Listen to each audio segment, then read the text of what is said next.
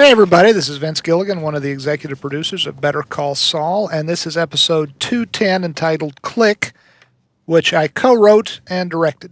And this is Peter Gould, another executive producer of Better Call Saul. This is Michael McKean. I play Chuck. This is Jennifer Bryan. I'm the costume designer.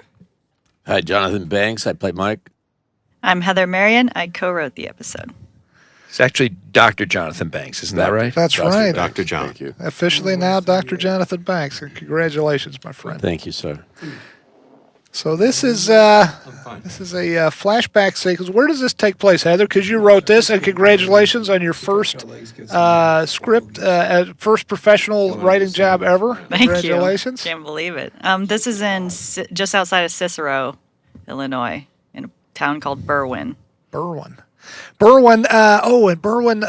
Svengoolie. Shout out to Svengoolie, Really? which is a local horror host. He's out of Berwyn. He's gone national, though. Yeah, he's on MeTV now. That's right. I love watching the Saturday nights. So you are so excellent. You and Bob both are so excellent in this scene, Michael. You Thank guys you. do such a I've great been job. cleaning up after you. What were you thinking? Were you thinking anything specifically to go for the emotion in this scene? No, I was just thinking about what a good piece of work I had to go with here. And sometimes you look at a page and it tells you what to do in a kind of a low whisper. And there were no secrets in this. It's like we've all lost people. And, we all see them slip away without saying exactly what we want them to know. And even more maddening, they slip away without telling us what we need to know. So, it's everybody's loss, hopefully. I mean, the writing is so good in this episode and this entire season that there's very little elbow room. It's all there. That's very well put. I like the way you put that. Well, it's also very flattering. And to see Chuck break here in a way that we've never seen before. It was just a great performance. But thank I must say, there are a lot of motherfuckers I've seen die that good riddance. Well, that's another scene entirely. Isn't it?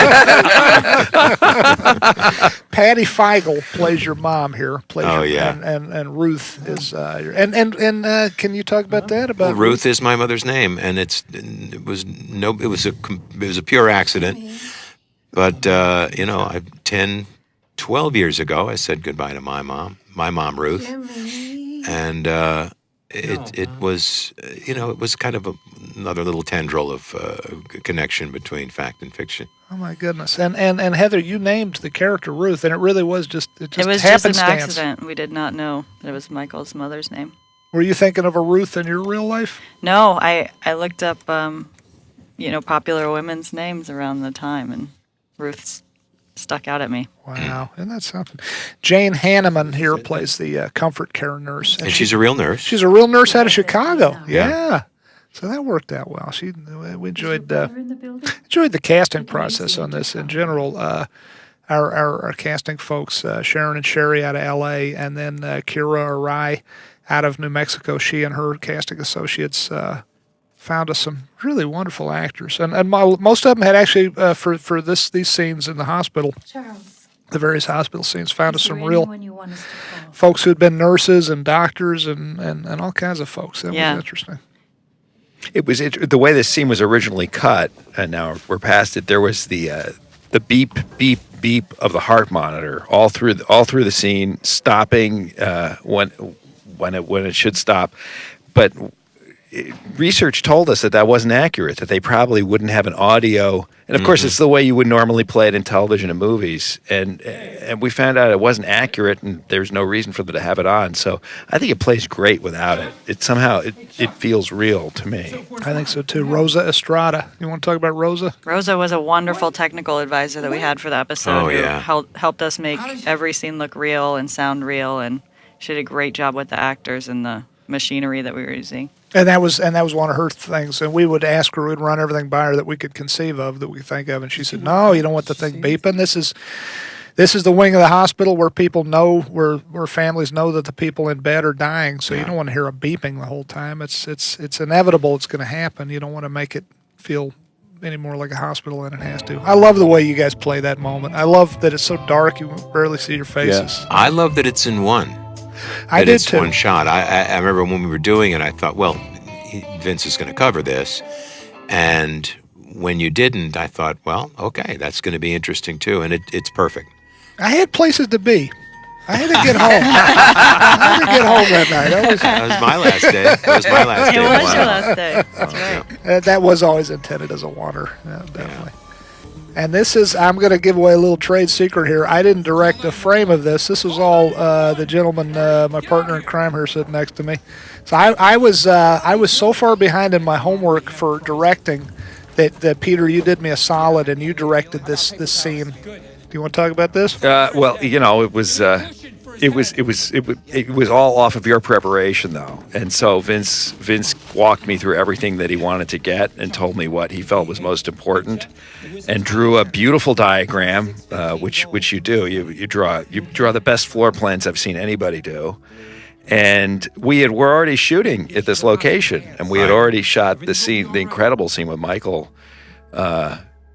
falls, and you do that wonderful stunt in the preceding episode. So it was just with a lot of help. It was natural flow. With a series of pulleys and that's right, and, Elgato devices. It was kind of a remarkable setup. Well,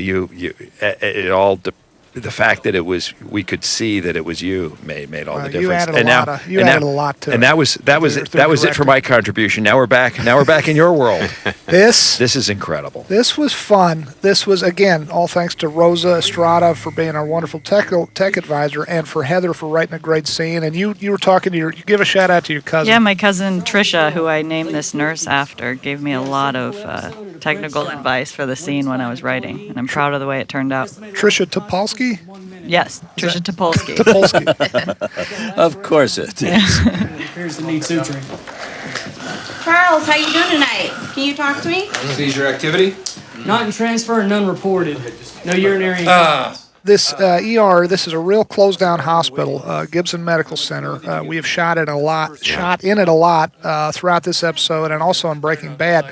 This was the same ER room that we're in that the little boy Brock was in the episode where the Lily of the Valley had been used by Walter White to poison, and Aaron Paul's running around like a, scared, Jesse rather, he's playing Jesse, running around scared out of his mind. Same hospital, same ER, same treatment room. And this whole thing is a oneer done with a little shout out to our parent company, Sony. They make a wonderful little camera called a Sony A7.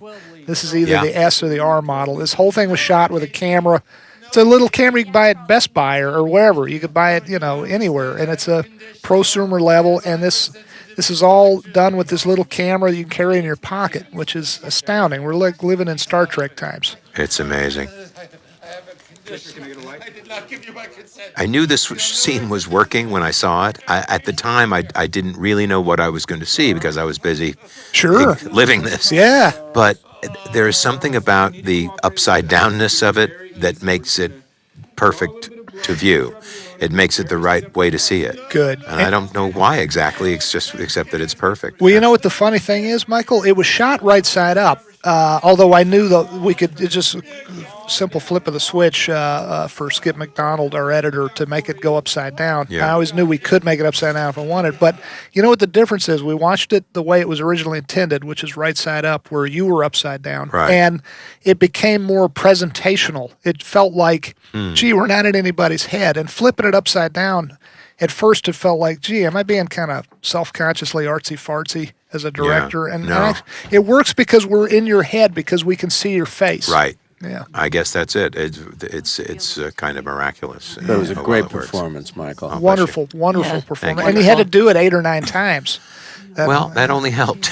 Oh, did it? Okay. That made me feel more trapped. Very good. Jeez.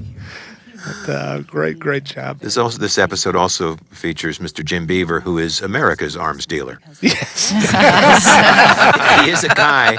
I know Jim is a very peaceful man, but he's a guy that you would probably go to if you wanted to. There's something about the way he carries himself that says, "I got a trunk full of stuff." It's true. He's a sweet guy who writes a lot of wonderful stuff on IMDb. If you look up, you read about a famous movie star. He writes a lot of those. But this actress too. Clea Duvall. Clea Clea so Duvall great. is wonderful. Clea Duvall is just part of the family now. This is the second time she's been on our That's right, show. just a second. She was in episode 105. She's in 105. She's so wonderful, and she's a director now Right. too. And I hear her movie is great. That's what I heard. They did Yeah. really well at Sundance, I believe, and so that's something to look forward to. But she's such a sweet person and such a wonderful actor. Just came in, just quiet, friendly, just a perfect match for you two gentlemen. We have the best actors. I mean, just a perfect match, as in we have such pros. We are so blessed with such a deep acting bench, Yeah. such wonderful pros we work with. And She also had so much tech stuff to She say. had yeah. a lot. She said she studied the pronunciations before she got there. She Yeah. was so well prepared. yeah, She She knows her has- stuff. Incredible. she's She wonderful. has, and she is completely professional. Yeah. She's a little bit detached as a professional would be, but there is also empathy there, and I just think she hits it perfectly, and she has such authority in all her scenes. I just believe every word she says, and she's the doctor I'd want my brother to go to. Yeah, Yeah. that's true. Johnny on the spot. What does that mean? And she's polite. Yeah. That's true. They're very polite. That's right. And she wears comfortable shoes And that's also. the way I like to come in a room too. I haven't noticed that about you. So Jennifer, we got to get you talking here. We are so lucky to have you coming my up with a Lord. wonderful wardrobe on this show. You are so talented. We haven't seen, obviously we've seen plenty of wardrobe so far. It hasn't been necessarily the most exciting stuff yet. Well, but you wanna- but as I'm watching it, there are little things that I know that I did that maybe when viewers watch the episode again, they'll pick up on it. For example, like when Ruth is in bed. Yes. I know she's out of focus, but if you watch her chest, there's a little glint. And when I first watched it, I said, "Where's that cross and chain that I had put on her?" Right. And I thought, "Oh, you're not going to see it." But then, as her chest heaved up and down, the light catches it. Arthur I did that on Albert- purpose. Oh my gosh! It took hours to get that right. Did you? But I was thinking of you. Oh, you're so always. Thank you. But I just saw that little glint, and I went, there it is. Yeah. And so you'll see that. Your attention to detail. I'm being goofy. Thank Your you. attention to detail is so wonderful. I'll never forget the paper clip he used to fix the broken buckle on Jimmy's Jimmy's loafer shoe. last Yes. season when Perfect. he was so poor and trying to make it as a lawyer.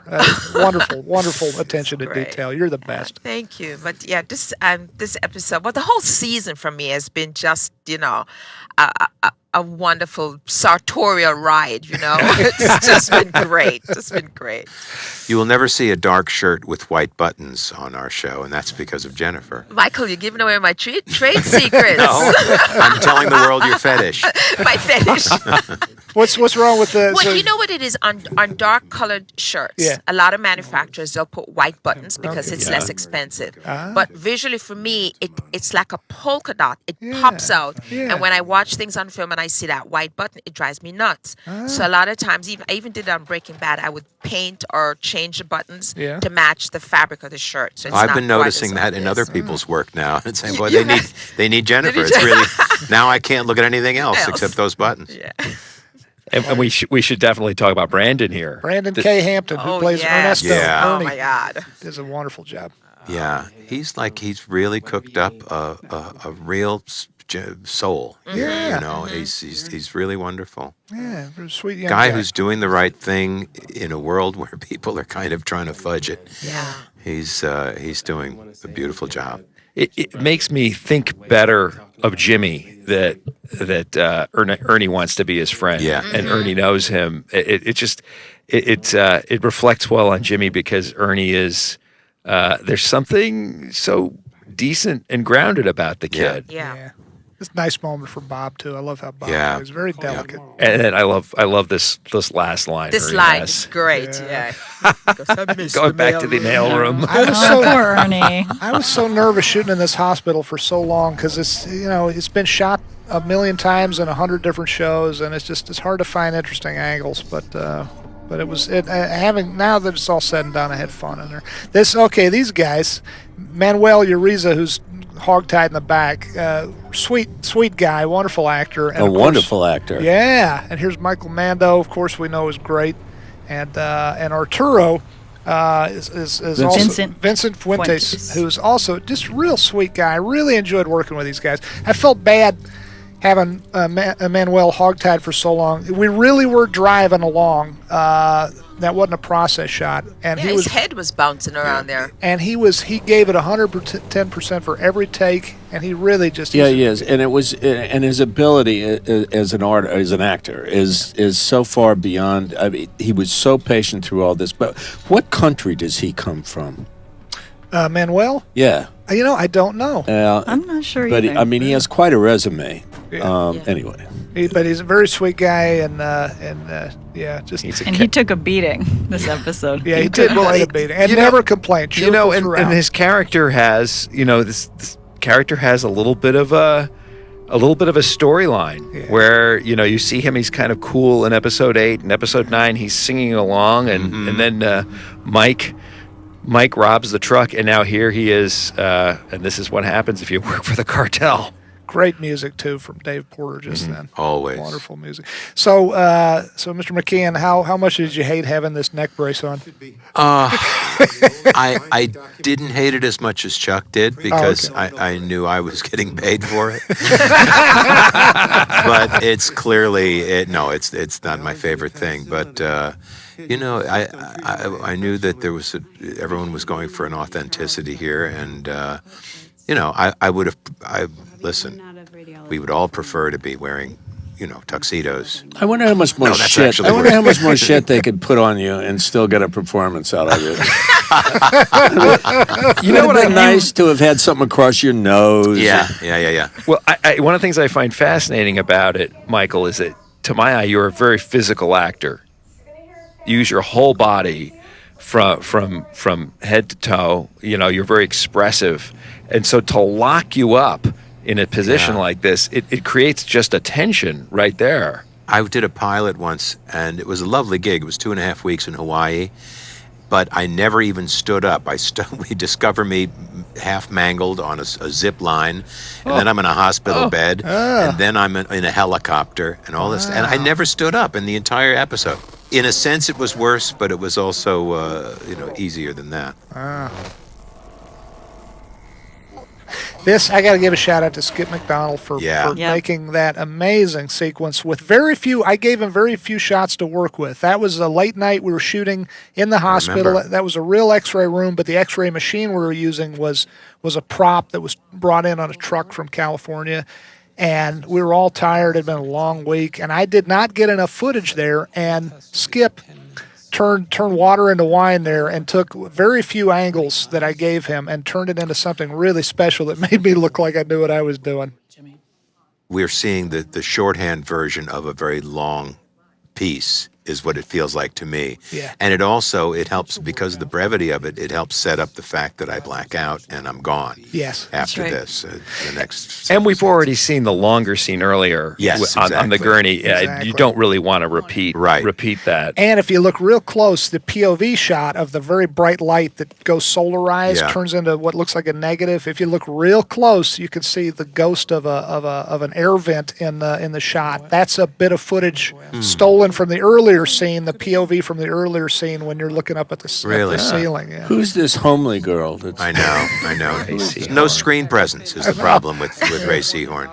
She is so wonderful. Yeah. And there's a commercial that Jimmy's been working on for the past 2 episodes. Yes. And we got Fudge back, and we've got Carol Herman, the lovely Carol Herman here, who does a great job, and this was a fun one. And you have a punchline at the end from the next commercial. a great lawyer punchline. And then we got Ramon Martinez as the farmer here. Right. But Carol Herman plays Mrs. Strauss, a lawyer you can trust. That's right. And then the weasel. The garden weasel. That's right. Couldn't have been better. That's great. So a lot of tech stuff in your writing here, Heather. You had a lot of technical stuff. That's right. Yeah, Rosa helped and Trisha, and I did some research, and Clea nailed it here. Yeah, she just nailed it. Then you got some gun stuff coming up in the scene with Lawson. Michael's talking about Jim Beaver playing Lawson. All that gun stuff. People who know me are probably going to think, Vince wrote the gun stuff. I didn't write a word of the gun stuff. You wrote all of that stuff. And you just did such a great job writing all these different things. Thank you. Thank you so much. So what is it? It's about doing your research and... Well, yeah, and I'm from Nebraska, so I do know a fair amount about guns. And what I don't know, I have a lot of people who do. So, Cousins.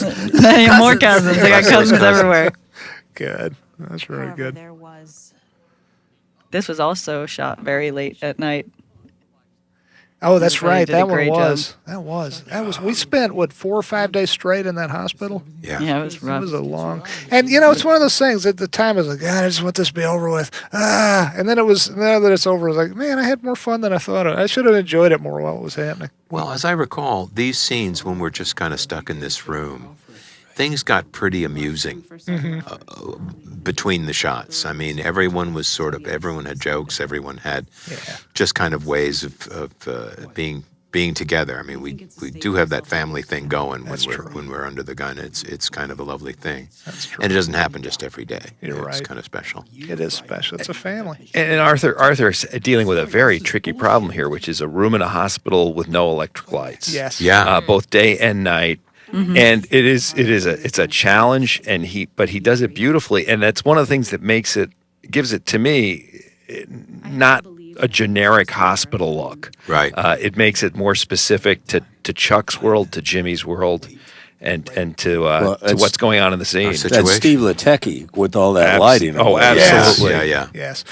Arthur is my secret weapon as a director, and Steve Latecki is Arthur's secret weapon as a cinematographer. That's right. It also helps that the rest of the cast knows exactly how good Arthur and Steve are. That's why it clicks. That's why it works. This is some of the most There's beautiful. Jim. There's Jim. Love Jim. And that other guy with him. Not too bad. Yeah. This lighting was so beautiful. This was like 20 minutes before sundown, and this is magic hour, and it just worked out this way. And luckily, we got this scene. Look at that. Yeah, isn't that so beautiful? I wish it makes you realize why a guy like Michael Cimino wanted to shoot all of Heaven's Gate at magic hour, because it's just gorgeous. Yeah. But you can't. You take it when you can get it, and we Right. were running for our lives trying to get this done before the sun went down.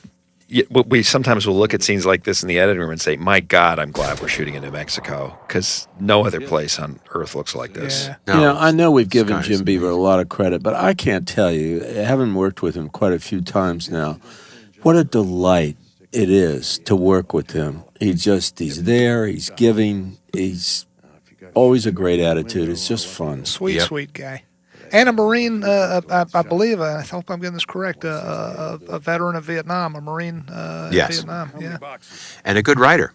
Yes, that's true. We saw a play that he wrote 20 years ago. We saw a production of it last year at Theater West. He's a good man. He's a good man, good solid guy, and great writer and great actor. Well, let's talk Good about person. this other actor, just the subtle nuance of Do we have a name on him? everything that he does. Look at that, just the arch of the eyebrow. All joking aside, that is a wonderful moment you just went past when he says no offense, and you take that lovely pause, and then you say none taken, and there's such a sadness in that moment. That is a great moment. I agree completely. Shout out to Jesse who shot that time lapse up on the roof in the middle of the night in the early morning. Did a nice job with that.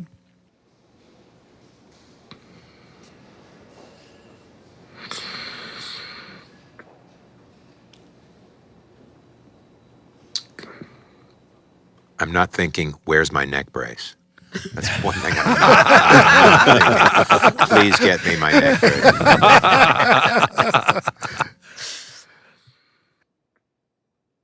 Paul, our camera operator, did such a nice zoom out and pull Yeah. back there. Paul is our A camera operator. Jordan is our B camera operator. They're doing wonderful work this season. Both these guys have such a remarkable eye. Yeah. And are so quick up I love to that. pick up. I know. It's This funny every this time. is- That that made my was- wife laugh. And this Good. this off-screen little Yeah. bit here too is Yeah. Your timing is perfect. How did you know? Did we cue you or just hear the light switch? I could feel it. it's interesting because this is an episode. This is an episode that's pretty heavy. There's not a lot. There's not a lot of laughs, and you can feel the release We when took there's them that when we little could get them. that little Yeah. moment. Yeah. We took them every chance we could. That cut there from the that wide shot to Michael drinking the water was, I don't know what was so hard about it, but Skip really suffered over that cut. We were like, he had to find the exact right frame to go from the one to the other. That was a tough one, as I recall, in the editing room. Again, beautiful light from Arthur. Look at that light. Yeah. Just great. He finds it all. He does. I love the silhouette stuff. Can't get enough of that. And of course, he shoots the living shit out of this place. He makes it look. It gets better looking with every episode.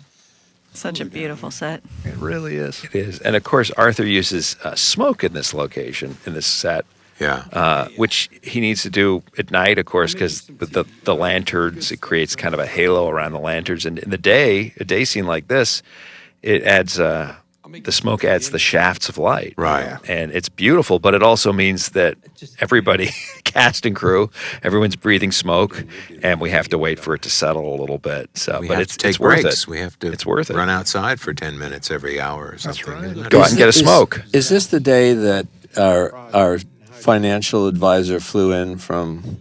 Oh, Yes. state. My uncle, who I'm trying to get to adopt me, Mr. Mr. McDuck.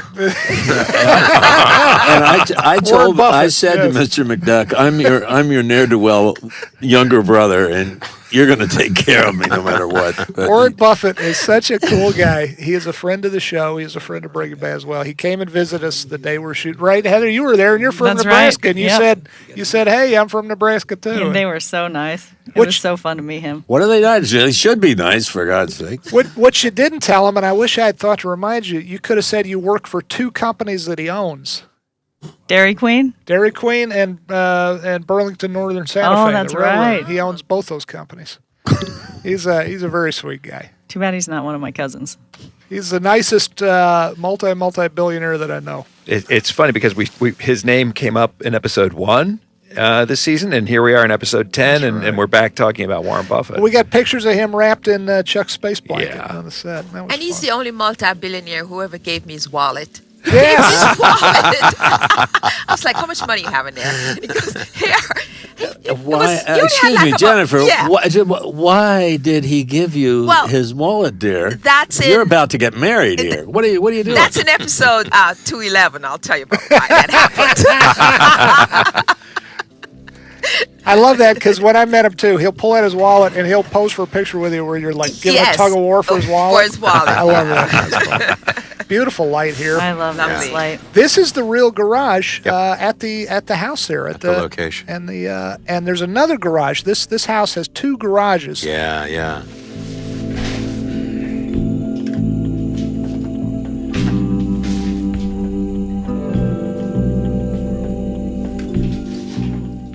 I love how Arthur essentially, you are the DP in a sense here, Michael. You're essentially lighting this scene with your lantern. And they made me join the union. Yeah.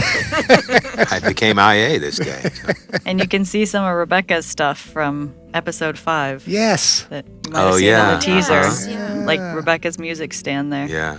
You were helping out a lot. You helped out a lot always. You and Jen Carroll, my lovely assistant. You both you ladies you were here the whole shoot, and you really were kind of like the backup director on this. Both you ladies, especially you, haven't co-written the episode, but you're watching the monitor and saying, looking for opportunities to put Rebecca's stuff in. I think that's you guys were thinking of that.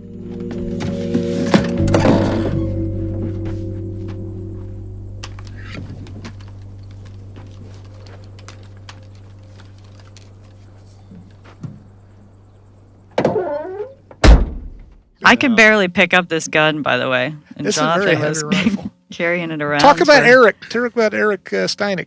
Eric Steinig was another of our tech advisors that Jonathan could talk more about, but he was fantastic helping with the technical advice and the operation of the weapon. Well, he was a sniper. He was a Marine sniper. And just one of the great guys. You know, I don't know if you guys knew this, but I think his baby had just been through some really traumatic experience while he was giving us the advice and the expertise.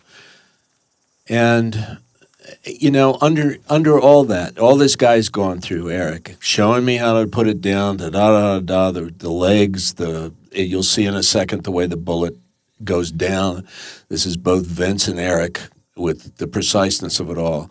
But anyway, while he was going through this, his baby was in trauma. Oh, and, you know, underneath it all, Eric is just a sweet, good young man. And it's just, anytime he's on the set, it's great for me. I just like being around him. He's a good guy. He came to the Breaking Bad family as one of our dolly grips, and you see him in a Breaking Bad episode, and I'm sorry I can't remember the name off the top of my head, where the sniper shoots one of Gus Fring's guys, and it's very graphic. The guy's head explodes, and the blood goes over the truck, the chicken truck, and then Gus Fring walks with his arms out toward the sniper, daring him to shoot. That was Eric who got shot, and he's done this job in real life in Iraq and I believe Afghanistan, and he is very quiet and does not. He'll talk if you ask him, but he doesn't bring this stuff up. But he's a very interesting guy and a very sweet guy. This is a beautiful suspense sequence. This is kind you know of what I why was we go worried to the about? movies. If you look at my index finger, I've had the tip of my index finger blown off, and in my vanity, I looked at it and I thought, "Oh God, that looks awful. I don't want my tip of my finger." I didn't even notice. Yeah, it is. I blew the tip. It makes you of my look more finger off. professional. Yeah. There you go. You look like a badass. It looks like I haven't cut my nail. Is what it looks like. I'm missing the end of my thumb. It doesn't give me anything. I think you really made something out of it. Thank you. I told you the nuance and subtlety, buddy. That's right. This is such a geek thing, but I gotta say one of the things I'm proudest about this sequence is I got two things I got to talk about before this is over. Is the fact that every shot through the scope really is through a loopholed Mark IV scope. It's not a fake thing where we used a real cinema lens. This is actually a shot through a real. This is exactly what it looks like through this real. That's scope. how it feels. Wow. That's how it looks. It's because we used a little camera. Our guys butted it up against the real loophole scope. It's the frustration. Jordan of this did the- scene. Jordan Sloven figured out how to hook that thing up. Are you sure I shouldn't have just shot them both? Well, that's between you and Mando. Boom.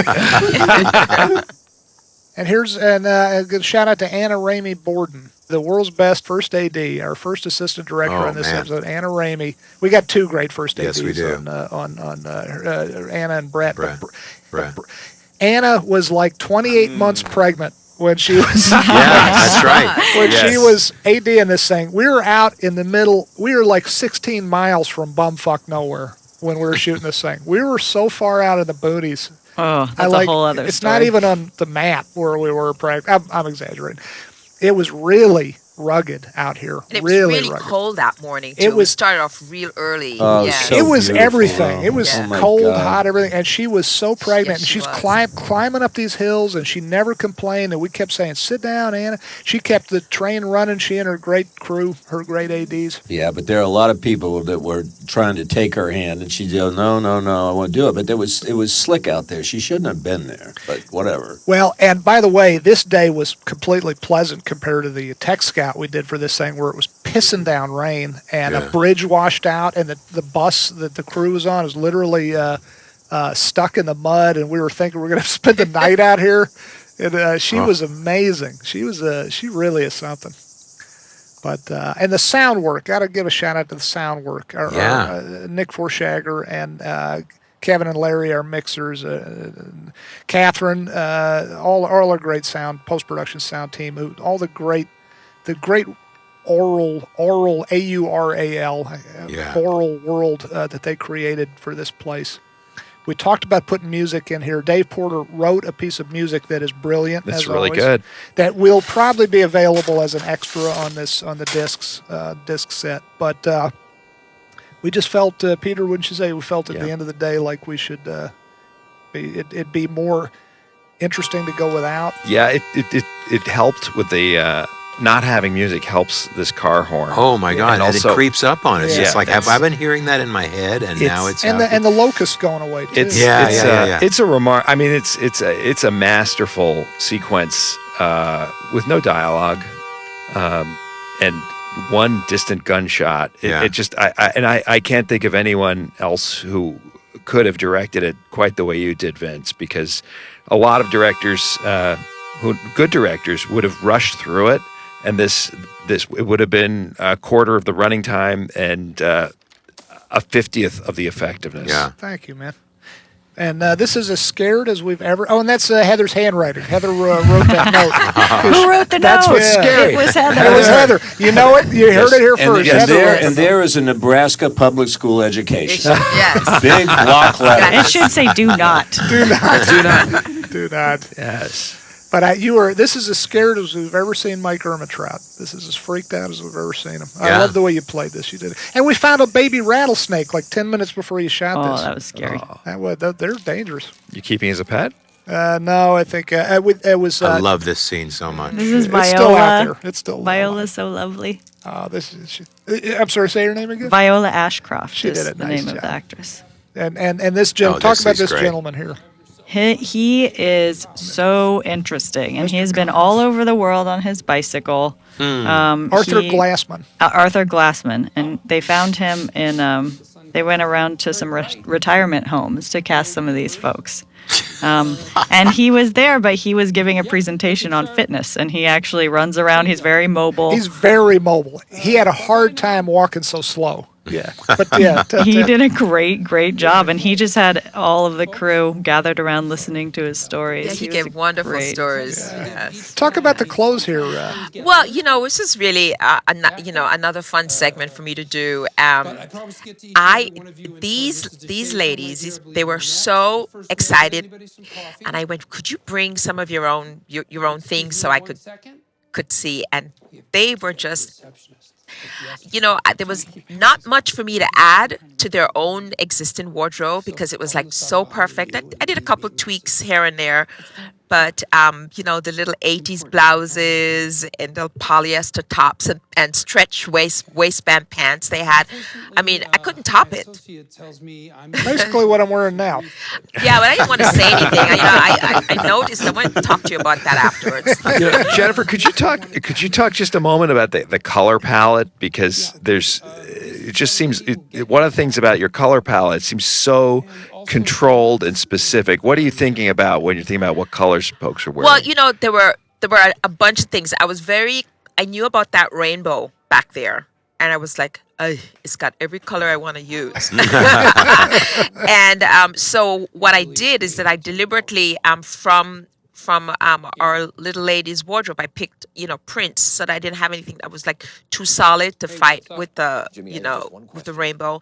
And then throughout the whole season and the episode, I do work within a very narrow palette for each act, and I do my best not to cross-pollinate them. It's but it just helps to control the work, because clothes can get a little bit all over the place. So it's a good thing I use that tool.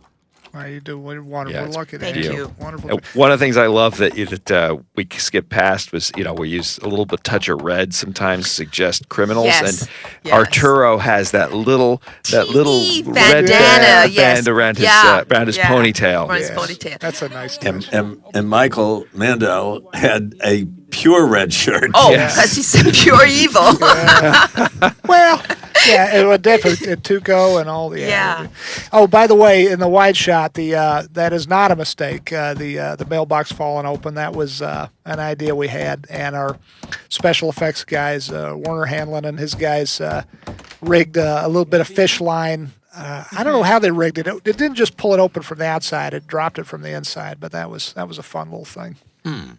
I don't know why. It just seemed like a fun thing to do. That's the great thing about being a director. You have this half-assed idea. It'd be funny if the mailbox fell open.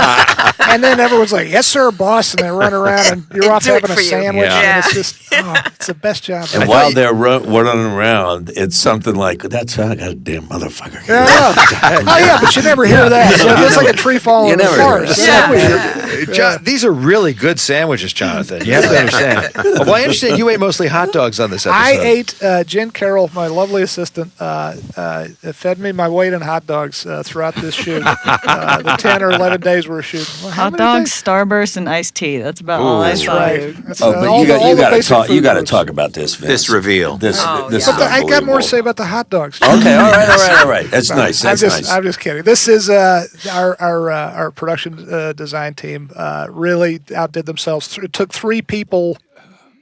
I can't remember. It took a lot of work to put all this up.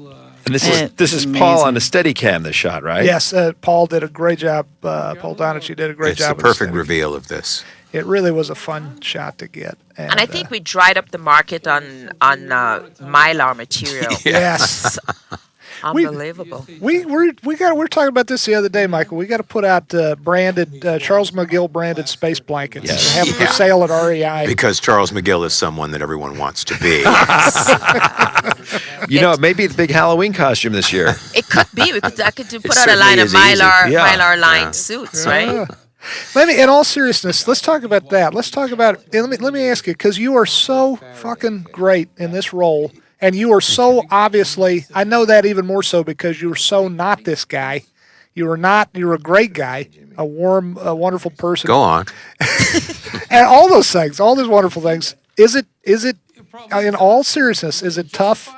Are you getting people saying, "Oh, I hate Chuck so much"? Is it Yes, hard to? I am. But that's not tough at all. That just means, listen, I think I'm interpreting what you're writing. And I think everything is very clear on the page, especially the top of this episode tells me that I was on the right track all along. That I made Mom proud, Jimmy made Mom laugh. And for some reason, he got more of her heart than I did. And I think if you take something basic like that, everything else follows. And the fact that I worked my ass off to get where I am and I perceive Jimmy as slipping in,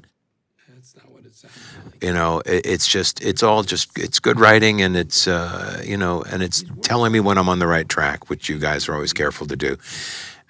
So no, this is not the most difficult thing I've ever done. It's because the instructions are clearly on the page. Does it ever bother you that people hate Chuck? No, they should, or they should be conflicted. Mm-hmm. You know, the best kind of comments I get are, "Why is Jimmy doing wrong and I like him more than you when you do the right thing?" Because they understand it. They understand the bind. And in this is a very duplicitous scene. And I got to say, Mr. Odenkirk helped me out here. I think the take you used was after a note from Bob. When he reminded me, he says, "What if you did lose your mind? What if Michael McKean lost his mind?" And that gave it the weight that I don't think I had before. Like I say, it's all on the page, and when you're working with actors like this and directors like this, it's on the moment. Sometimes you find the last piece that you're missing.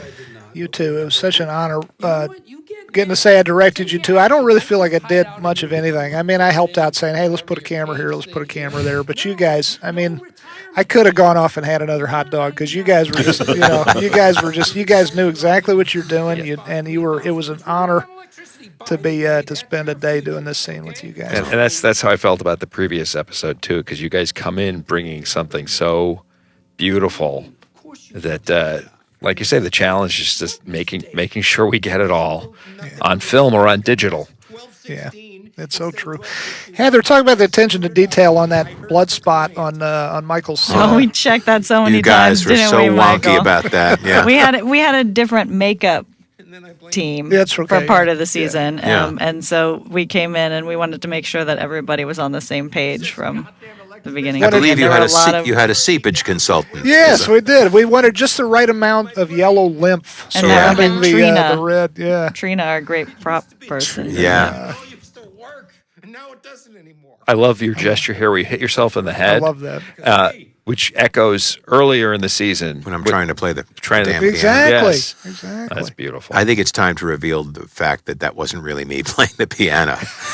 People have asked me that on Twitter, and you're so good. and they say, boy, you did a great. And I just have not responded. I gotta say, and I wish I had the name of the guy who came in for me. It was like, let's get an old dude with the same kind of hands, and we'll do a little film trick. And it really is convincing, but I couldn't play that well. I'm one of those guys who I can play an octave with the left, and I can play a few chords with the right, and that's it. I'm a guitar player. Wow. That is. Hopefully, we'll be talking about that episode too soon. I know we haven't done that one yet. That'll be a good thing to. When I had to play that piano to cover for you, it was. I That's did who it was. do the very best I could. Dr. Banks can do everything. Everything. He was missing part of that finger, though. And Yeah. that shook me right out of the movie. Of course, Arthur Albert made this scene look amazing with the. He's the guy. With He is the rubbish guy. wrap. Yeah. Do you know, I love that that suit that I have him in, that it has that sheen that kind of bounces off on Yes. the mylar. And it's almost like, when I look at this in retrospect, it's like he's on the stand and he's making a case for what he did, so he's still in his lawyer's, That's his right. gray suit, his suit of respectability. But there's also that little Look at slickness to it, Yeah. that sheen. The weasel part in the weasel fabric. part. Yeah. I love that attention to detail. It's interesting because as we record this, the writers' room for season 3 has been open a couple weeks, and we've been talking about this scene a lot. That's right. And It's a about where big we one. go from And where here. we go from here. This is a big one. It sure is. And what happens next? Yeah, this is. What does that recording mean for season 3? We don't honestly know yet. We're still, as we record this, we don't know yet. I hope by the time this is released, the people who are listening to it will know. Yeah. Yes. Chuck knows.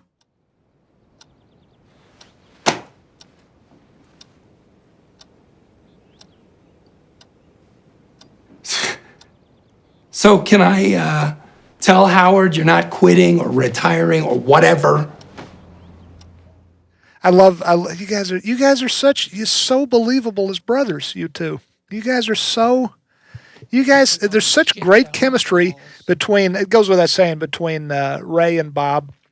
But there's such great chemistry. People don't talk as much about the great chemistry between you and Bob because people are always thinking, and I don't blame them, God, Chuck's out to get Jimmy. Jimmy's rat fucking Chuck. They hate each other. It's like, no, they don't. They really do love each other, but there are some terrible walls between them. But the chemistry, love or hate, regardless whether it's love or hate, there's still chemistry between you two. Well, we've known each other for 20 years. Wow. Not well. I mean, we never really worked together until we did one episode of Mr. Show.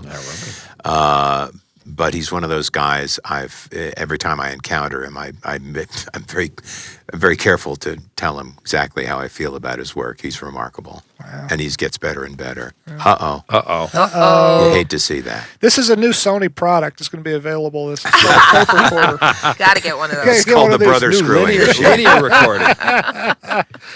Well, everybody, Wonderful. great job. And Heather, I got to say, Heather she was our writer's assistant when she wrote this. She's now a full-on staff member for season 3 in the writer's excited. room. And doing I great. approve. Great.